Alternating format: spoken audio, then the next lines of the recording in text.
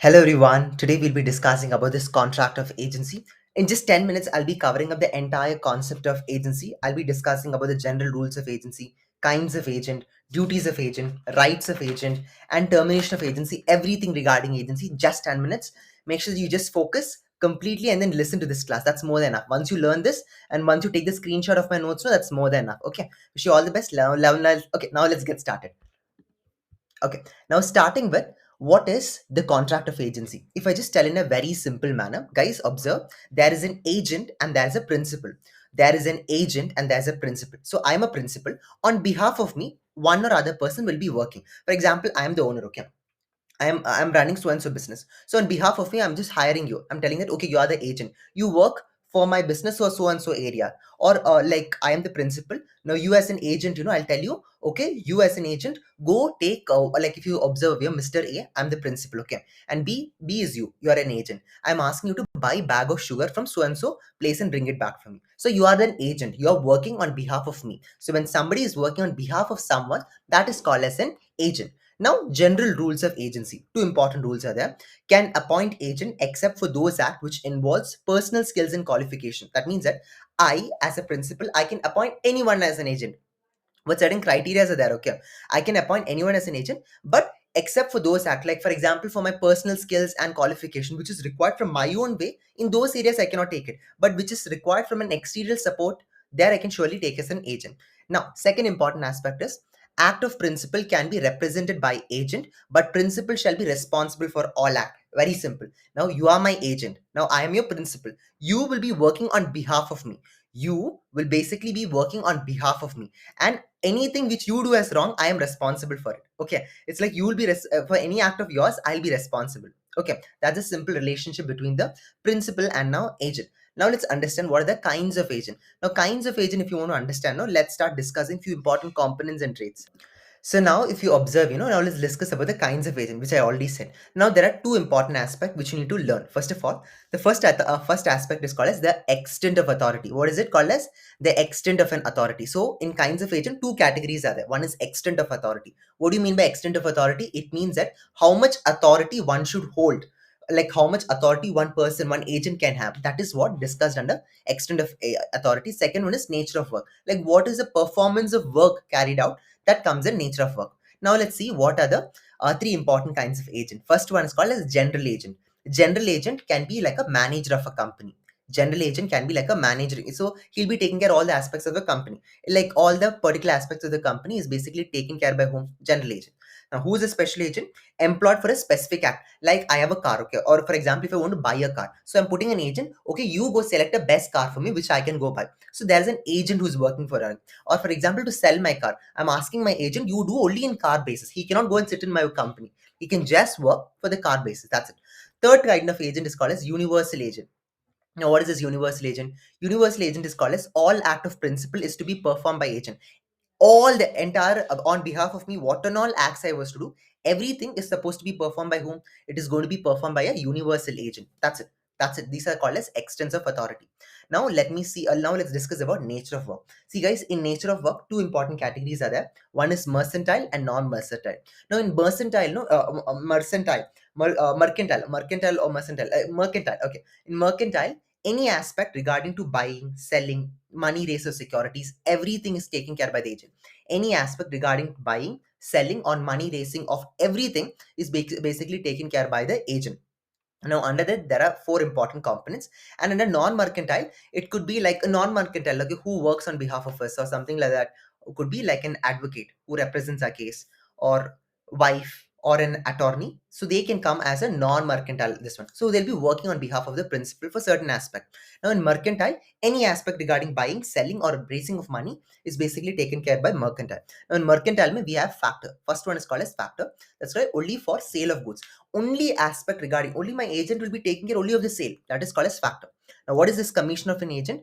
Buying and selling of goods of principals and getting to so and so other parties. So buying and selling of goods of the principal, and he's basically selling to other person. So he's basically buying as an agent, he's buying and selling of my this one, my goods, and he'll be getting that commission. That is called as commission of an agent.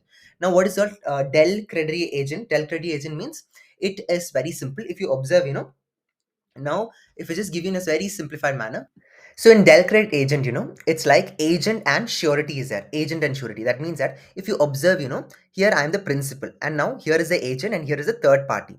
Now my agent is telling, see, I will be assuring in behalf of the third party that I'm selling this goods to him, and in case if third party is not paying, I'll be held responsible for it. So here the surety is being provided by whom? Agent. P is I, Pawan, or this principal. Now A is an agent. Now here there's a third party. Now agent is telling on behalf of the third party, like I'm giving this goods to him, he will be paying the amount. In case if he doesn't pay, I am giving you the surety on behalf of me, on behalf of him, I will be paying it to you.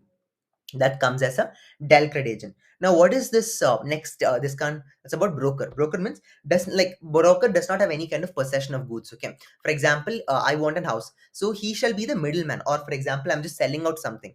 Now he shall just be the like a middleman source, but he's just going to be like a broker. You know better than me what is a broker or not. So he's just going to be like a broker in any kind of aspect. At that point of time, he'll be called as like a broker.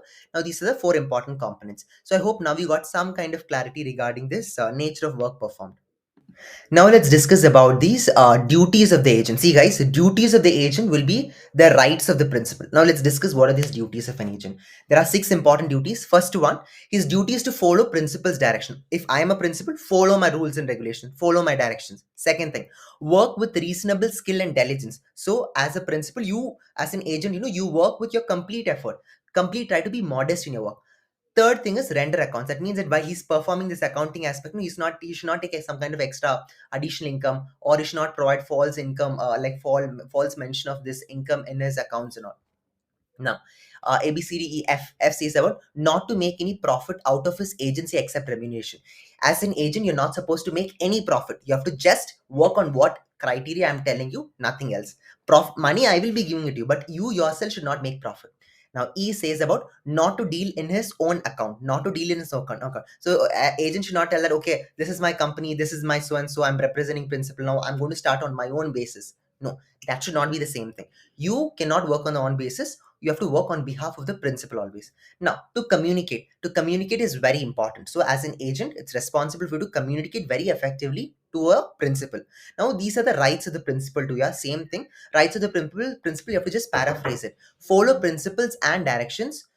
So there, as I was discussing, follow principles and directions. So it could be the rights of the principal to be like when you're writing for rights of principal, paraphrase it and write all these forms in the favoring of principal. Like for example, follow principles and directions. So there you can tell that principal has the right to tell directions, provide directions towards this agent. Now work with reasonable skill and diligence. Principal has the directions to provide. The principal has the power to provide directions, what reasonable work has the power to basically guide the agent to work with very reasonable and this one skill and diligence. So principal can basically take actions if the agent is basically not rendering towards the account. So these three, you do it, it's your homework. Now coming back, what are the rights of an agent? Now rights of an agent will become the duty of the principal. Now rights of the agent, first one is called receive remuneration. He have to receive salary. Simply you can't make him to work. Second thing, retain and lien is somewhat very much similar. Stop on delivery. For example, if the principal is not giving you the money, then you can stop on delivery. You can tell it, sorry sir, I will not give it because you have not given my money. Lien, you can hold that goods for that particular period of time under your hand until principal don't give you money. Third thing is about to be indemnified against consequence of lawful act. For example, if a third party is coming and blaming you for an act of any of the goods, you can tell it, sorry sir, it was not my work, it is a work of the principal. Now A, B, C, D, E states about compensation. You can go ask for compensation. For example, if you have incurred any kind of loss, go ask the principal, he have to pay for it. Now stopping of the goods in transit, yes, you can stop the goods for giving to a third party if your principal has not paid the amount, or in case if not performed as act to principal. Now, the last concept is about termination of an agency. How can you cancel your agency? First one could be by the act of the parties. That's it. By the act of the parties, like by agreement, you can tell that, see sir, so and so period we'll finish our this one, and then our complete agency is finished. Agreement. Second thing is by revocation of the principal. On the will of the principal, he can basically cancel it. Principal will tell him, okay, fine, let's finish this. Done. Third thing could be because of renunciation of an agent. Renunciation, like agent might be dead, or because of agent is not willing to continue, that also you can finish your agency ka this one agreement. And last second is the last by operation of the law. In case of law is telling that no, you cannot continue because you're doing an unfair means of doing this one agency because your business is wrong, then that's it. So guys, that's all for today's video. Hope you liked it. Wish you all the best. Good luck. If you do like this video, please do like, share and subscribe. Good day. Jai Hind, Jai Bharat.